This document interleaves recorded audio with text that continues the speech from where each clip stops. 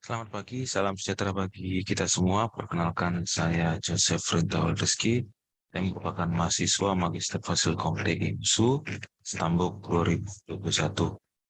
Pada pagi hari ini, izinkan saya untuk mereview jurnal dengan judul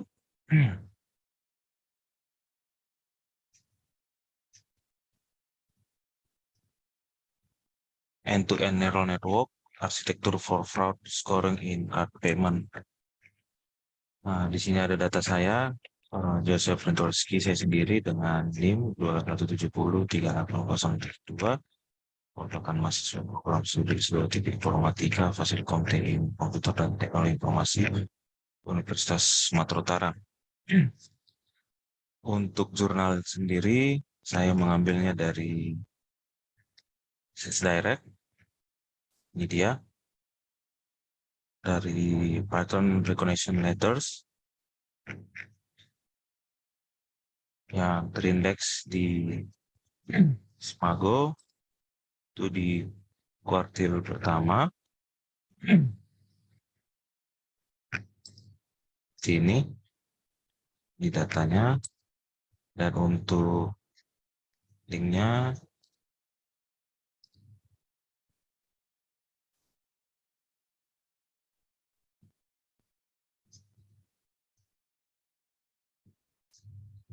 dia ya, dari Sales Direct End-to-End Neural Network Architecture for Fraud Scoring in Card Payment,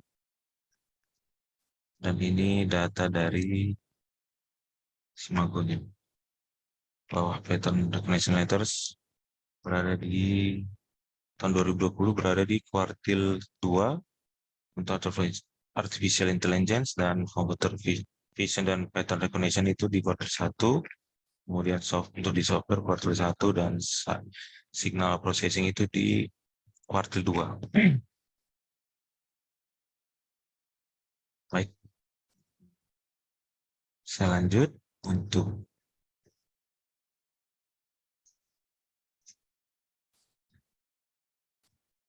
abstrak. Jutaan euro hilang setiap tahun karena transaksi kartu penipuan, di mana desain dan implementasi metode deteksi penipuan yang efisien adalah wajib untuk meminimalkan kerugian tersebut. Dalam jurnal ini, peneliti menyajikan sistem berbasis jaringan saraf untuk mendeteksi penipuan dan dalam sistem perbankan.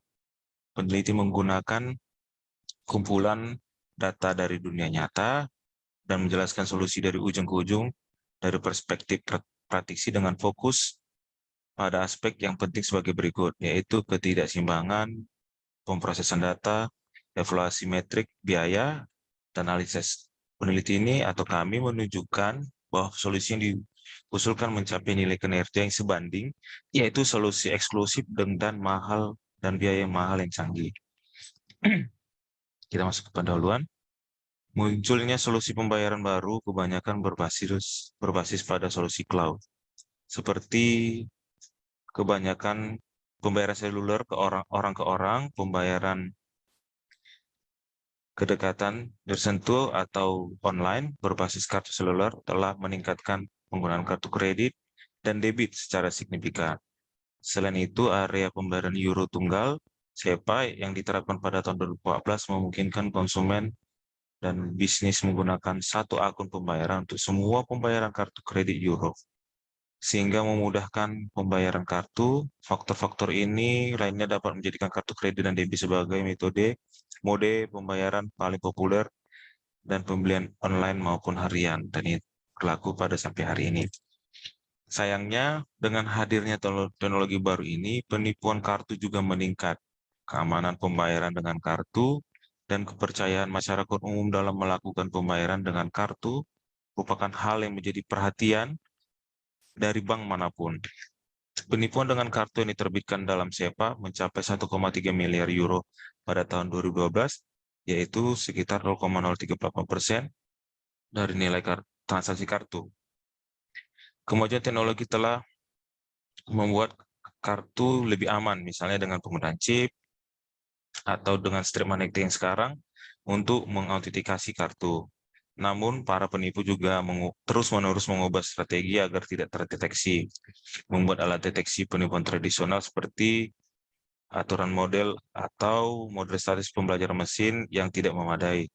Terkait dengan hal tersebut, salah satu tantangan utama adalah untuk menangkal maraknya penipuan card not present khususnya dalam aktivitas e-commerce.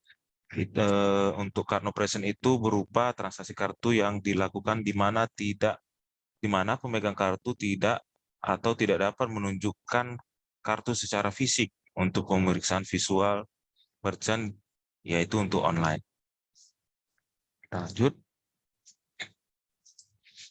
Di sini penulis memberikan perumusan masalah, yaitu teknik yang berbeda yang telah diusulkan untuk menangani deteksi penipuan kartu kredit otomatis, namun beberapa aspek harus dipertimbangkan saat membangun mesin untuk pendeteksian penipuan kartu.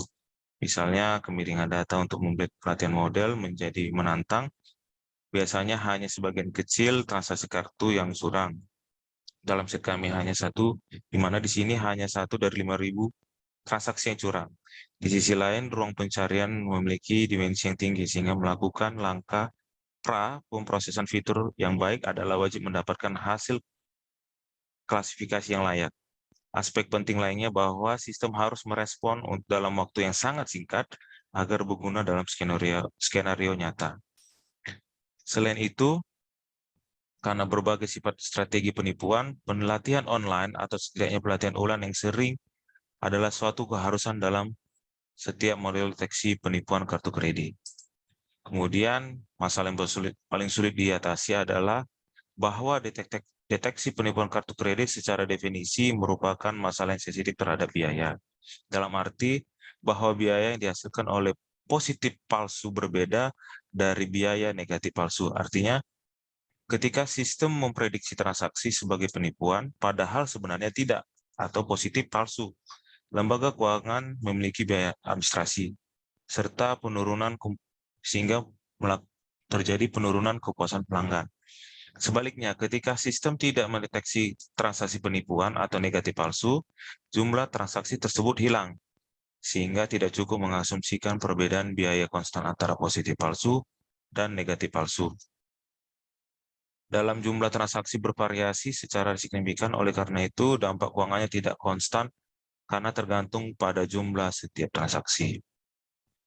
Solusi yang ditawarkan yaitu dari penulis ada 3, yaitu menggunakan jaringan saraf tiruan dengan menerapkan cascade 2 filter berturut-turut setiap transaksi. Tujuannya adalah bukan untuk secara pasti mengklasifikasikan transaksi sebagai penipuan atau asli, tetapi lebih untuk mengurangi ketidakseimbangan data sebanyak mungkin, menjaga jumlah terbesar dari transaksi penipuan sambil menghapus sebanyak mungkin transaksi asli. Kemudian menjelaskan skenario deteksi penipuan kartu. Memperkenalkan, dan yang terakhir memperkenalkan beberapa konsep yang diperlukan tentang jaringan saraf tiruan. Ini dijelaskan pertama untuk jaringan saraf tiruan. Dalam beberapa tahun terakhir, jaringan saraf tiruan dengan merek baru atau yang sudah kita kenal dengan deep learning telah meningkatkan keadaan seni dalam domain pembelajaran mesin di mana data terkait dengan konsep tingkat tinggi sehingga membutuhkan banyak tingkat abstraksi. Arsitektur yang dapat dilatih sendiri untuk menangkap tingkat abstraksi yang berbeda di lapisan berbeda. Karena itu, deep learning telah berhasil diterapkan di berbagai domain seperti pengenalan suara ataupun pemrosesan gambar. Di sini JST-nya atau jaringan saraf tiruannya dilakukan untuk klasifikasi. Di mana di sini jaringan sirip-toren seperangkat unit disebut neuron saling terhubung.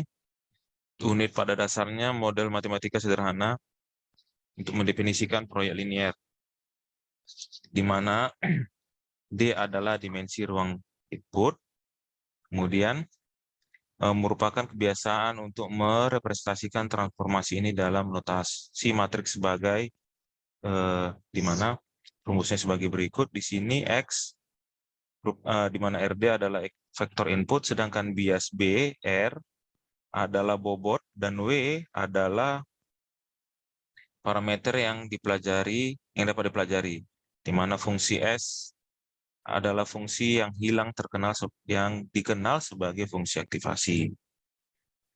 Kemudian pilihan umum untuk S termasuk tanggen hiperbolik, yaitu seperti pada slide rumusnya, atau fungsi simoid logistik.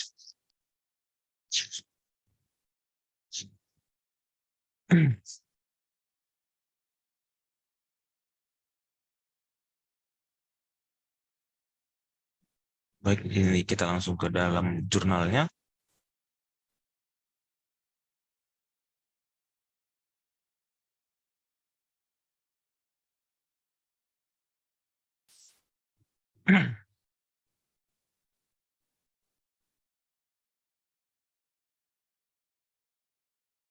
Jaringan saraf tiruan terdiri dari berbagai lapisan yang saling berhubungan, koneksi antara unit yang berbeda dari lapisan sama tidak diperlukan di sini sebagai lawan darinya. Misalnya mesin Boltzmann atau model grafis probabilistik. Jaringan dikatakan feed-forward network jika koneksi antar unit lapisan yang berbeda tidak membantu suatu siklus atau berlawanan dengan jaringan saraf tiruan. Kemudian di sini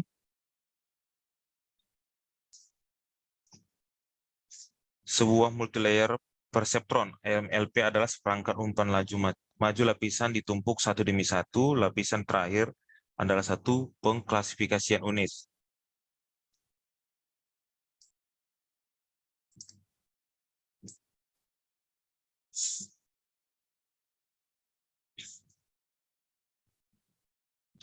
Ya, maaf. Di sini multilayer perseptron MLP adalah sebuah perangkat umpan maju lapisan ditumpuk satu demi satu. Lapisan terakhir adalah satu pengklasifikasian unit. Di sini ada persamaannya, menjadikan MLP sebagai pengklasifikasi nonlinear. Lapisan perantara tersebut sebagai lapisan tersembunyi. Terbukti bahwa lapisan tersembunyi MLP cukup untuk mendekati fungsi kontinu pada himpunan bagian kompak RD dengan jumlah neuron terbatas, namun ada manfaat besar bila menggunakan lebih dari satu lapisan tersembunyi. Di sini ada rumusnya.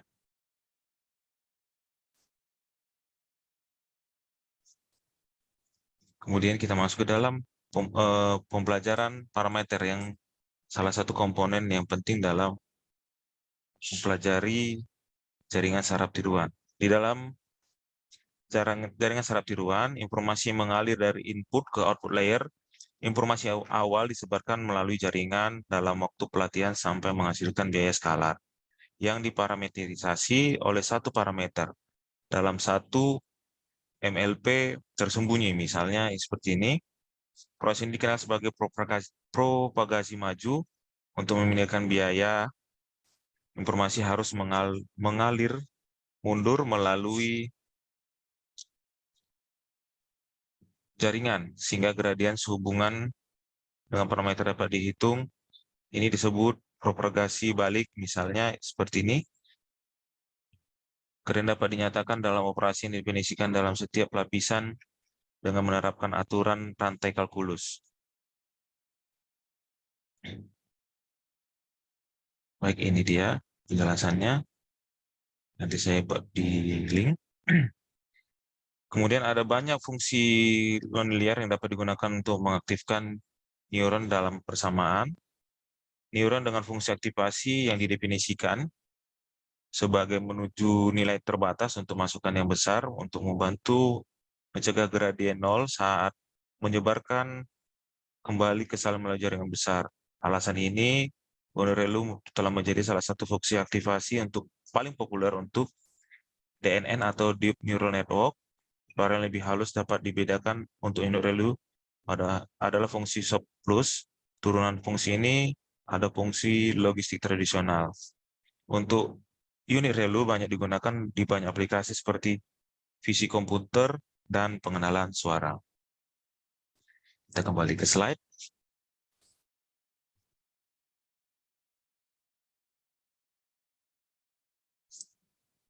Tadi sudah saya jelaskan mengenai jaringan saraf tiruan dan parameternya. Kemudian seperti tadi yang saya jelaskan di slide di sini, solusi yang ditawarkan adalah menjelaskan skenario deteksi penipuan kartu kredit. Baik, di sini saya menjelaskan skenario deteksi penipuan kartu kredit. Berikut gambaran umum tentang proses transaksi kartu tanpa menjelaskan kekhasan masing-masing sistem kartu karena semua berfungsi dengan cara yang sama. Dari sudut pandang umum, setiap transaksi kartu kredit adalah serangkaian interaksi di antara beberapa peserta. Berikut gambar menjelaskan representasi siklus transaksi penuh. Jadi ada urutannya, nomor 1 card holder, ada pemegang kartu, kemudian merchant, ada acquirer, kemudian nomor 4 issuer, kemudian kembali lagi ke acquirer, kemudian kembali ke merchant, baru kembali lagi ke card holder. Untuk lebih jelasnya, penjelasan sebagai berikut.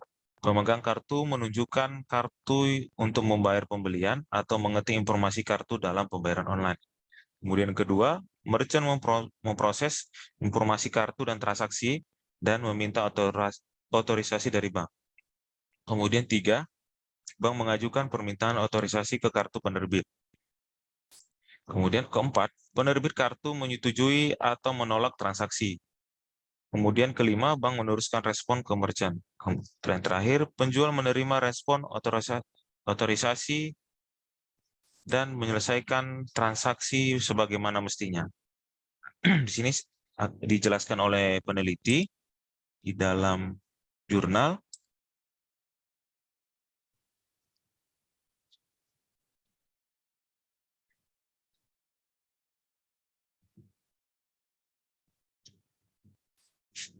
Baik, di sini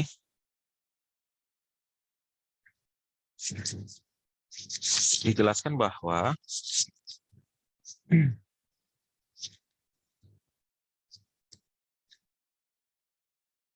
otorisasi pada tahap keempat melibatkan penilaian resiko transaksi kartu. Jika disetujui, menyimpan jumlah penjualan rekening di pemegang kartu. Disinilah algoritma penilaian penipuan dijalankan dan tergantung pada skor yang diperoleh. Respon otorisasi dapat disetujui, ditolak, dipanggil untuk dirujukan, diambil atau tidak cocok, kemudian pedagang harus melanjutkan untuk sesuai. Setelah proses otorisasi berakhir, transaksi kartu masih dalam proses karena harus diselesaikan, tergantung pada proses penggenapan. Ini mungkin memberikan beberapa waktu dari menit hingga hari. Untuk alasan ini, ketika pembayaran disetujui oleh operasi penipuan, pemegang kartu tidak dapat segera melihat pergerakan di rekening bank. Ini kelemahannya. Selain itu, mungkin saja pemegang kartu tidak terlalu sering memeriksa kartu saldo.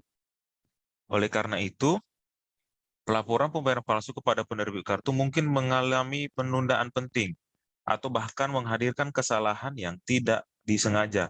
Selain itu, pemegang kartu dapat melaporkan pembayaran non-penipuan di antara curang yang untuk keuntungan mereka sendiri.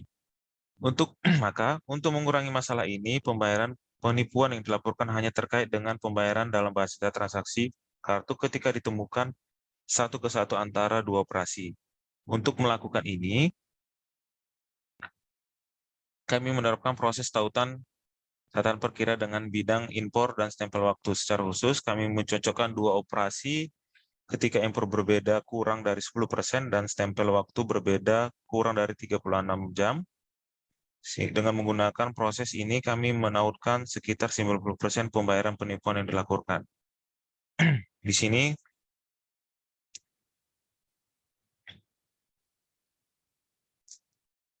dijelaskan bahwa benar-benar tidak diawasi atau mungkin berisi tautan yang salah atau operasi berlabel salah.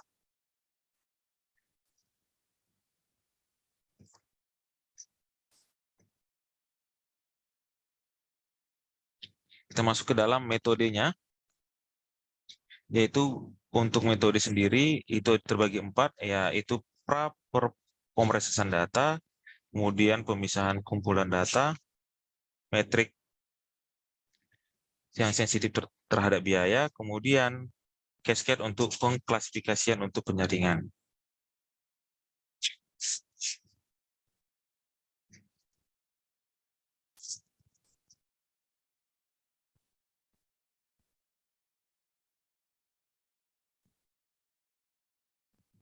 Ya, di sini ada metodologinya, langsung dari jurnal.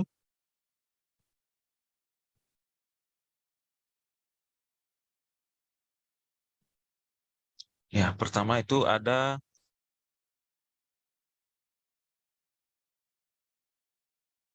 pra pemrosesan data.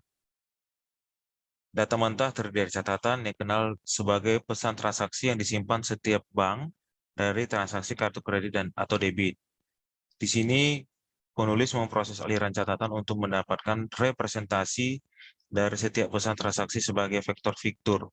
Vektor fitur terdiri dari atribut agregat dan non-transformasi dari total 62 fitur.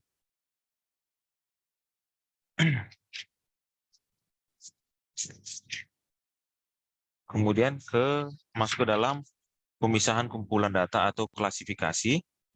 Dataset berisi transaksi terkait pembelian kartu yang dilakukan selama di sini dilakukan 18 bulan dari Januari 2014 hingga Juni 2015.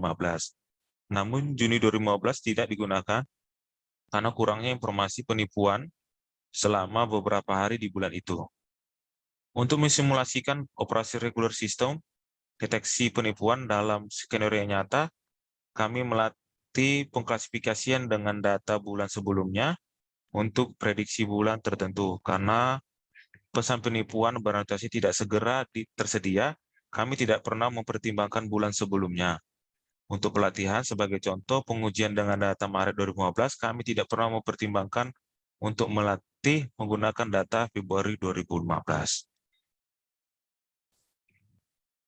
Kemudian masuk ke metrik yang sensitif terhadap biaya. Seperti yang dijelaskan tadi, deteksi penipuan kartu kredit secara definisi merupakan masalah yang sensitif terhadap biaya. Dalam arti biaya yang dihasilkan oleh positif palsu berbeda dari biaya negatif palsu. Biasanya, malah seperti ini dinilai melalui area di bawah ROC. Sebenarnya beberapa karya seni mutakhir tentang deteksi penipuan menggunakan ukuran ini, namun dalam makalah ini, dalam penelitian ini kami juga mengevaluasi dua besaran lainnya, yaitu VDR, yaitu Value Detection Rate, ini, kemudian True False Positive Ratio. Yang pertama, VDR didefinisikan sebagai jumlah uang yang terkait dengan operasi penipuan yang terdeteksi oleh sistem. Kemudian, TFPR adalah rasio antara jumlah total transaksi yang diblokir oleh sistem dan jumlah transaksi penipuan yang diblokir. VDR secara formal digambarkan sebagai rasio antara jumlah total penipuan yang diinformasikan dan jumlah yang terdeteksi. Di sini dijelaskan, dapat kita lihat, VDR itu adalah penipuan yang terdeteksi dibagi dengan total penipuan. Demi untuk hasilnya, VDR biasanya dinyatakan dalam presentasi. Di sisi lain, TFPR bertujuan untuk mengevaluasi biaya positif palsu.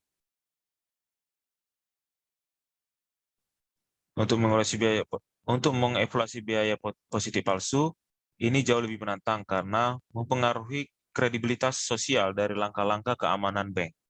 Tujuannya adalah untuk meminimalkan jumlah positif palsu, tetapi pada saat yang sama tidak memblokir banyaknya transaksi. TFR dapat didefinisikan sebagai berikut, ini, di mana TP adalah true positif dan FP adalah false positif. Kemudian masuk ke dalam klasifikasi untuk penyaringan.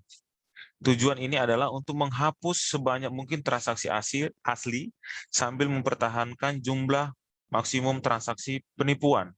Artinya yang untuk digugurkan adalah transaksi penipuan. Alih-alih menggunakan filter yang unik, serangkaian filter berdasarkan ensemble jaringan saraf tiruan diterapkan untuk tujuan ini.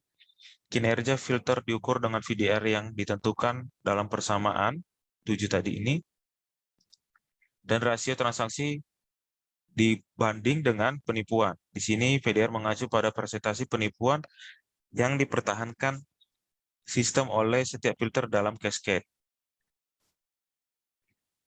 Jumlah penipuan yang sesuai dengan transaksi penipuan ditolak oleh filter adalah penipuan yang tidak akan pernah dipulihkan oleh sistem.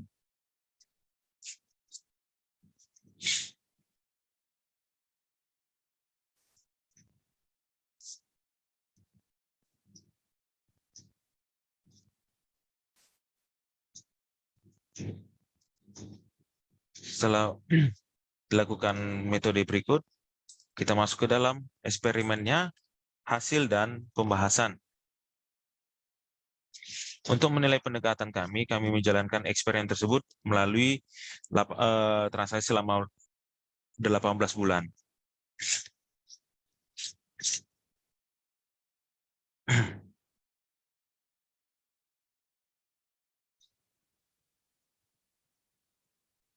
Kemudian di sini ada topologinya.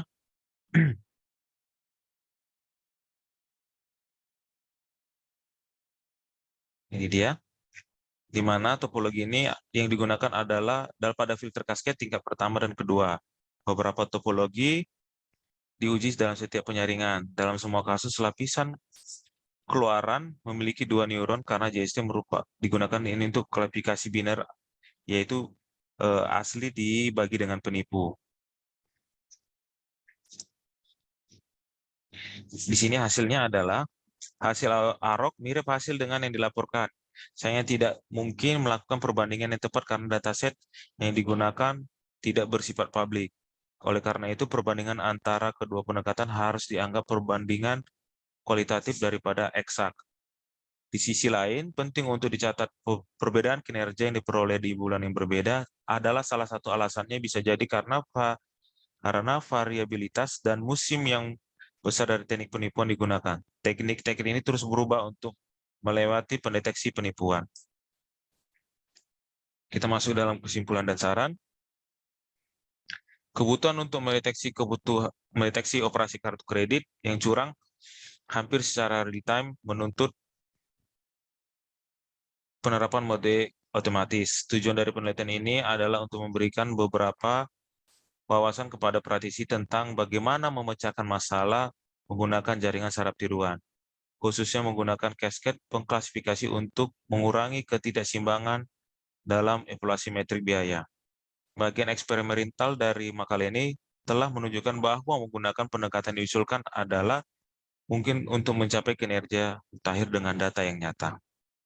Terakhir, sebagai pekerjaan di masa depan, kami atau peneliti ingin mengeksplorasi jenis arsitektur deep learning lainnya seperti LSTM atau long short time memory, kemudian jaringan saraf berulang yaitu RNN. Ide ini di balik arsitektur adalah untuk mengeksploitasi informasi temporal yang melekat dari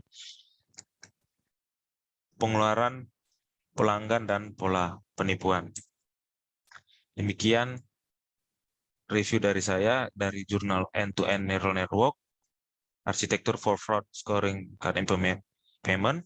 Semoga review ini dapat memberikan manfaat kepada para Bapak Ibu atau rekan-rekan yang bagi yang mencari review yang sama, kiranya jurnal ini juga dapat bermanfaat bagi kita semua. Saya juga mohon maaf untuk setiap kata-kata yang saya ucapkan. Apabila ada salah, saya mohon maaf. Demikian dapat saya sampaikan. Terima kasih dan salam sehat.